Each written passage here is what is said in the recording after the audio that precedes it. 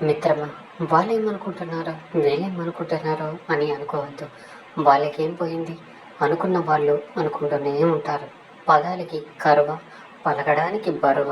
కాబట్టి ఇతరులు ఏదో అనుకుంటారని అక్కడే ఆలోచిస్తూ ఉండిపోవద్దు మిత్రమా. కాదంటారా మిత్రమా? ఎవరైనా మనల్ని దూరం పెడుతున్నారంటే వాళ్ళు కొత్త పరిచయాల మోజులో ఉన్నారని అర్థం. కొంచెం ఓపిగ్గా ఉండు మిత్రమా. లెక్క చేయని వాళ్ళు లెక్క కూడా లెక్క సరిచేసే టైం వస్తుంది. మంత్లీ లక్షలోపు సాలరీ ఉంటే అది జాబే కానట్లు చూస్తున్నారు. మంత్లీ 50,000 రూపాయలు సాలరీ అయితే ఇంకా దారుణం. పెళ్ళి అనేది జీవితం పంచుకోవడానికి, ఆనందం పెంచుకోవడానికి, అంతేగాని ఒకేసారి ఫైనాన్షియల్గా సెటిల్ అయిపోవడానికి కాదు మిత్రమా. స్థాయి మనం అనుకుంటే వచ్చేది కాదు. ఎదుటి వాళ్ళు ఇవ్వాలి, ఒప్పుకోవాలి. అది రావాలంటే ఒక యుద్ధమే చెయ్యాలి మిత్రమా. కష్టపడాలి. తనతో ఉండే వాళ్ళని పైకి తీసుకురావాలి. ఎదుటి వాళ్ళకి ఇన్స్పిరేషన్గా ఉండాలి. అందుకే ఈరోజు డిసైడ్ అయిపో. గోల్ కోసం ఒంటరిగా మారిపో. కొన్ని రోజుల్లో ఎవరి గోల వద్దు మిత్రమా. నువ్వు కోరుకున్న మనిషి నీ జీవితంలోకి రాలేదంటే అంతకన్నా ఎక్కువగా నిన్నెవరో కోరుకుంటున్నారని అర్థం. అంతేగాని నీ జీవితంలోకి రాలేదని వారిని తలుచుకుంటూ నీ జీవితాన్ని వృధా చేసుకోకు మిత్రమా. ఎందుకంటే గడిచిన కాలం వద్దనుకొని వదిలేసి వెళ్ళిపోయిన వాళ్ళు ఈ రెండు ఎన్నటికీ తిరిగి రానివి. కోపంతో వెళ్ళిపోయిన వాళ్ళు తిరిగి వస్తారేమో కానీ జ్ఞాపకాలు ఇచ్చి వెళ్ళిపోయిన వాళ్ళు మాత్రం ఎప్పటికీ తిరిగి రారు నేస్తమా. నీకంటే విలువైనది నువ్వు ఎంత పోరాడినా పొందలేవు. అందుకే యుద్ధం ఎవరితో అన్నది కాదు, ఎందుకోసమో తెలుసుకోవాలి నేస్తమా. ఈ ప్రపంచంలో అత్యంత విలువైనది కృతజ్ఞత. అది ఉంటే చాలు. సహాయం చేసే వాడికి అది ఇంధనంతా చాలా బాగా పనిచేస్తుంది. ఆకలి రోజుకు 3 సార్లు వచ్చే మృత్యువు ఎదుటివారి కళ్ళల్లో అది నీవు గుర్తించినప్పుడు నీకే తెలియకుండా వాళ్ళకి నువ్వు దేవుడైపోతావు మిత్రమా. మిత్రమా, మనకి డబ్బులు ఇవ్వాల్సిన వాళ్ళు గడువు పెడుతున్నారు. మనం డబ్బులు ఇవ్వాల్సిన వాళ్ళు గొడవ పెడుతున్నారు. అయినోళ్ళ దగ్గర చెయ్యి చాచొద్దు. అది ఎంత పెద్ద కష్టమైనా సరే మిత్రమా. బ్రతకడం కోసం ఎప్పటికప్పుడు నిన్ను నువ్వు తగ్గించుకుంటూ రాజీ పడుతూ గొడవ ఎందుకులే అని మనశ్శాంతిగా ఉందామని నిరంతరం ఆయాసపడుతూ వదులుకోవడం, నచ్చక దారుణమైన మనుషులను కూడా నిరంతరం భరిస్తూ వాళ్ళు నీతో ఎలా ఉన్నా నీ వైపు నుంచి మాత్రమే మంచి సంబంధాలను కొనసాగిస్తూ సాటి వాళ్ళ ఆనందం కోసం రోజు నీకు వచ్చిన చాలా వాటిని వదిలేసుకుంటూ బ్రతికిస్తున్నావు కదా మిత్రమా. కానీ బాధల్లో ఉన్నప్పుడు బంధాలు భరోసాగా ఉండాలి. కానీ బంధాలే బాధలుగా మారితే బ్రతుకు బలహీన పడుతుంది మిత్రమా. ఇంట్లో వాళ్ళ మనసు బాధపడుతుందేమో అని చాలామంది ఏది చెప్పకుండా దాచేస్తారు. మనసులో ఉన్న బాధని కొంతమంది కన్నీటి రూపంలో బయటకు పంపిస్తే మరికొంతమంది చిరునవ్వుతో దాచేస్తారు నేస్తమా. నీ కష్టానికి ప్రతిఫలం ఆశించడంలో తప్పు లేదు. నీ పొరపాట్లు మన్నించాలి కానీ తప్పుల్ని కాదు. పడతా ఉంటే తొక్కుతూ పోతుంది కదా ఈ లోకం. అందుకే ఎక్కడ కూడా పడద్దు మిత్రమా. నీ దగ్గర డబ్బు లేనప్పుడు అనిపిస్తూ ఉంటుంది, నా దగ్గర డబ్బు ఉంటే అది చేసేవాడిని, ఇది చేసేవాడిని, వాళ్ళకి వీళ్ళకి సహాయపడేవాడిని అని. అది డబ్బు నీ దగ్గర లేనప్పుడు నీ మొహం ఎవరు కూడా చూడరు నేస్తమా. అందుకే డబ్బు ఉన్నప్పుడు వచ్చే ప్రతి ఎమోషన్ని నమ్మయ్యొద్దు మిత్రమా. మనకి అన్నీ ఇచ్చి, మనకు కనిపించి, మనకు వినిపించి, మన పట్టుకునే ఏకైక దేవుడు మన నాన్న మాత్రమే. అవును కదా నేస్తమా. నీకు రావాల్సిన దానికోసం ఎంత దూరమైన వెళ్ళు. ఫైట్ చేయి, తప్పులేదు. నీ తప్పు లేని చోట నువ్వు తగ్గడం ఎందుకు మిత్రమా? నీ త్యాగాలకి గుర్తుగా నీకే గుడి కట్టారు కదా ఇక్కడ. దూరంగా ఉండు స్వామి, ఎంత వీలైతే అంత.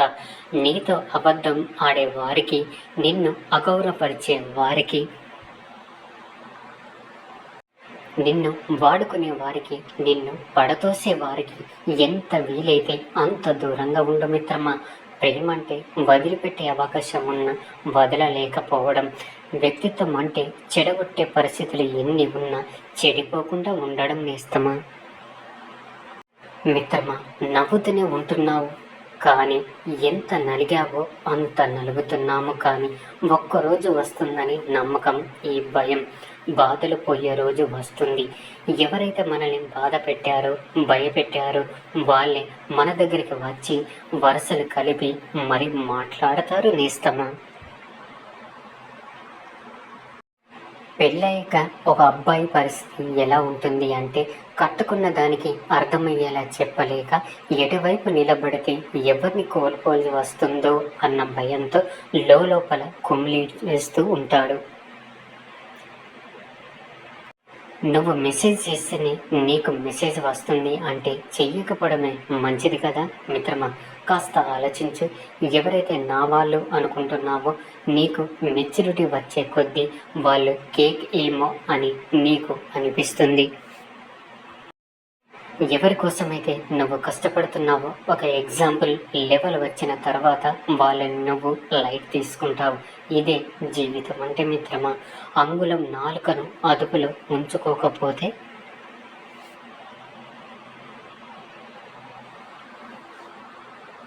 6 అడుగుల దేహం అవమానాలు పాలవుతుంది. పెళ్లికి ముందు నువ్వు ఎవరినైనా అమ్మాయితో మాట్లాడితే ఆ రాత్రంతా నిద్రపోకుండా ఆ మాటలే జ్ఞాపకం వస్తాయి. అది పెళ్ళైన తర్వాత పెళ్ళ మీదైనా చెప్పడం స్టార్ట్ చేస్తే ఆ మాట పూర్తయ్యే లోపే కమ్మని నిద్ర వచ్చేస్తుంది మిత్రమా. అదేంటో కదా. ఏంటో మిత్రమా, కొన్ని విషయాలు పట్టించుకునే అంత పెద్దవిగా ఉండవు, వదిలేసే అంత చిన్నవిగా ఉండవు, కానీ మనసులో దూరి మనిషిని అల్లకల్లోలం చేసేస్తాయి. జీవితం పేక ముక్కలతో ఆట లాంటిది. సరైన పేకని ఎంచుకోవడం మన చేతుల్లో ఉంటుంది మిత్రమా. కానీ మన చేతుల్లో ఉండే పేకలతో సరిగ్గా ఆడడం మన విజయాన్ని నిర్ణయిస్తుంది మిత్రమా. నేను అనే ఆత్మ అభిమానం మనిషిని ఎంత పైకి తీసుకువస్తుంది. నేనే అన్న అహంకారం మనిషిని అంత జగదారుస్తుంది మిత్రమా. తలకెక్కిన పొగరు దిగాలి అంటే డబ్బైనా పోవాలి, లేదా జబ్బైనా రావాలి. ఎందుకంటే డబ్బు పోతే ప్రేమ విలువ, జబ్బు వస్తే మనుషుల విలువ తెలుస్తుంది మిత్రమా. గాలి మన కంటికి కనిపించకపోయినా మనకు ప్రాణం పోస్తుంది. అలాగే మనం చేసే మంచి పనులు 10 మందికి తెలియకపోయినా పర్వాలేదు, కానీ